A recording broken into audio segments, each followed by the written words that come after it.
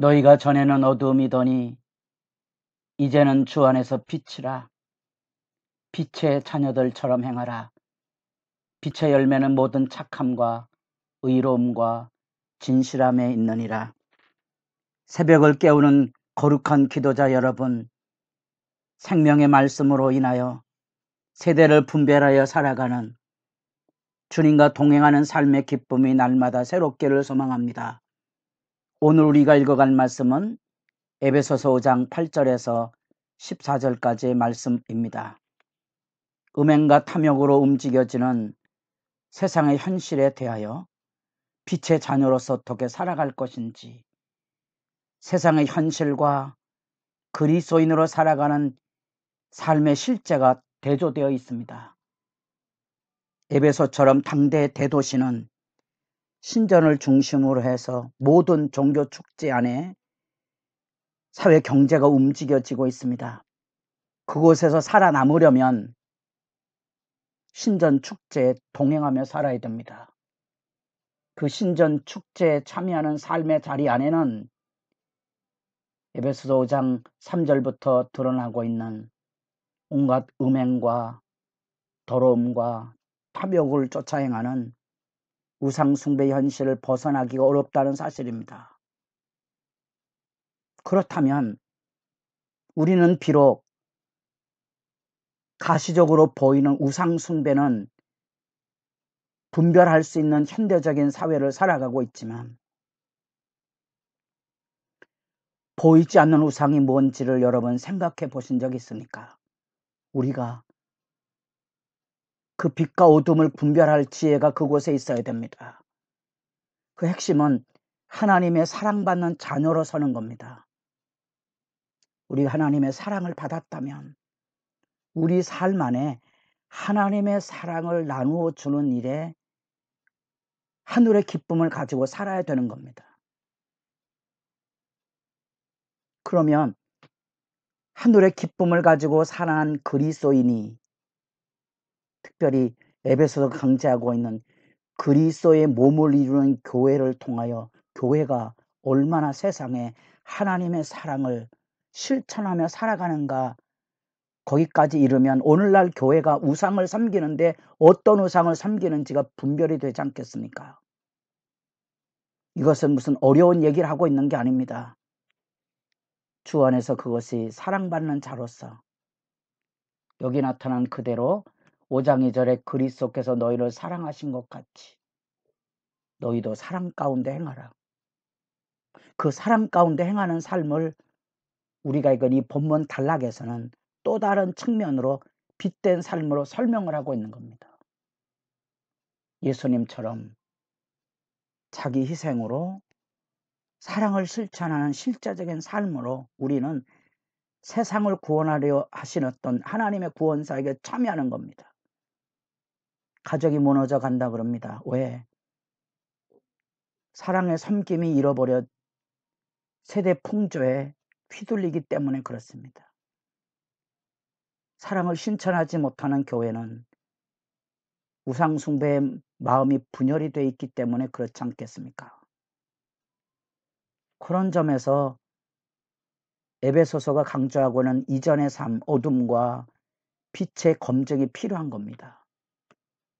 어둠의 삶에 대한 2장, 진노의 자녀로 살아가는 불순종과 욕망으로 지배되는 삶과 하나님의 사랑받는 자녀로 살아가는 사랑과 희생의 삶이 검증이 될 필요성이 있다는 사실입니다. 그 빛과 어둠이 분명히 구별되어야 되지 않겠습니까? 그래서 8절에 너희가 전에는 어두움이더니 이제는 주 안에서 빛이라. 어둠과 빛의 대조가 여기 분명히 드러나고 있고 14절 그러므로 이르시기를 잠자는 자여 깨어서 죽은 자들 가운데서 일어나라. 그리스도께서 너에게 비추이시리라. 그리스도의 빛이 우리 가운데 있음을 드러내야 한다는 겁니다. 그러면 이제 우리가 비로소 하나님의 말씀이 우리의 매일의 일상의 기도가 되고 하나님의 말씀으로 서로에게 빛을 비춰서 우리 안에 찌들어 있는 어둠을 몰아내는 우리 시대의 우상 숭배가 무엇인지를 분별해 갈 수 있지 않겠습니까? 그냥 일괄해서 여러분이 생각하기에 우리가 지금 섬기는 우상 숭배의 실제는 뭐라고 생각하십니까?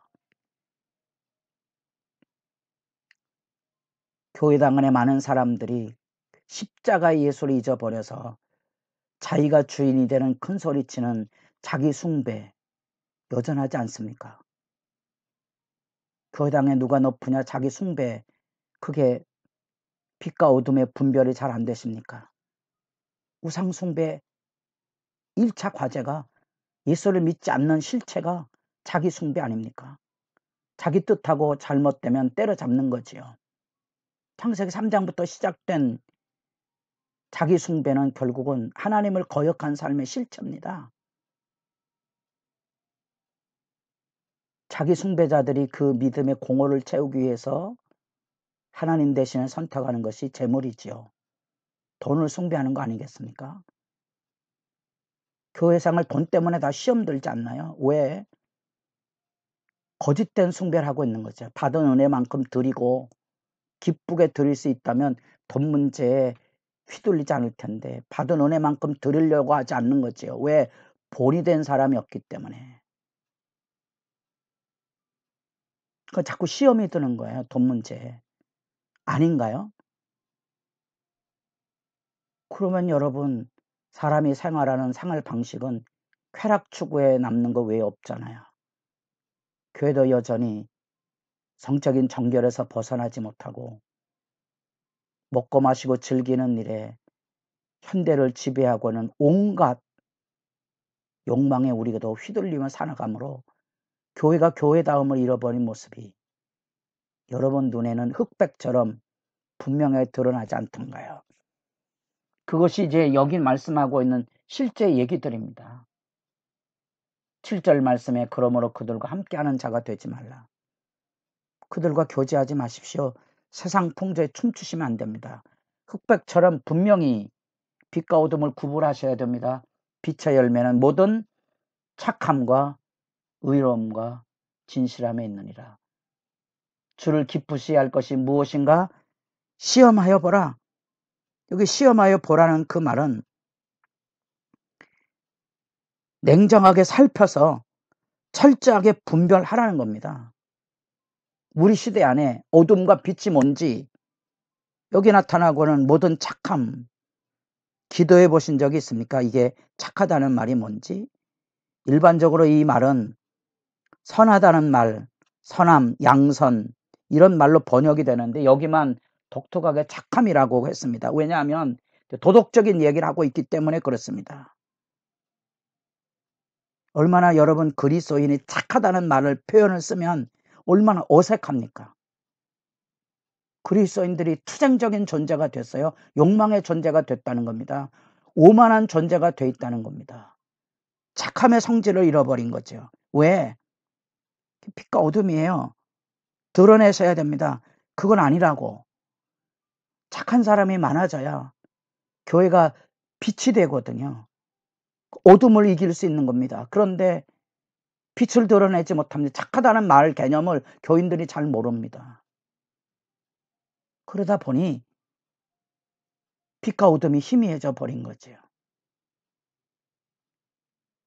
이 착하다는 말의 핵심은 성령께서 그 안에 계셔서 십자가를 지고 가는 희생적인 사랑으로 표현되는 삶의 그 모습입니다.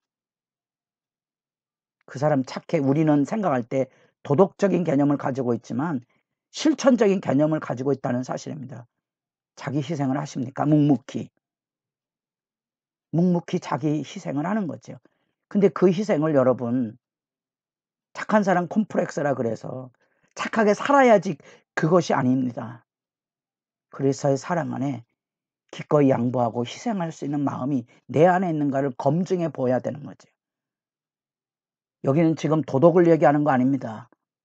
기독교를 도덕적인 평가로 진단하는 것은 굉장히 섣부른 겁니다. 내 안에 착함이 성령의 샘이 새로운 생명수처럼 흘러넘쳐서 되도록 양보하고 희생하고 자기가 앞장서서 봉사하는 그 아름다움을 내가 실천해 가고 있는지를 확인해 보라는 거야. 지켜보라는 거죠.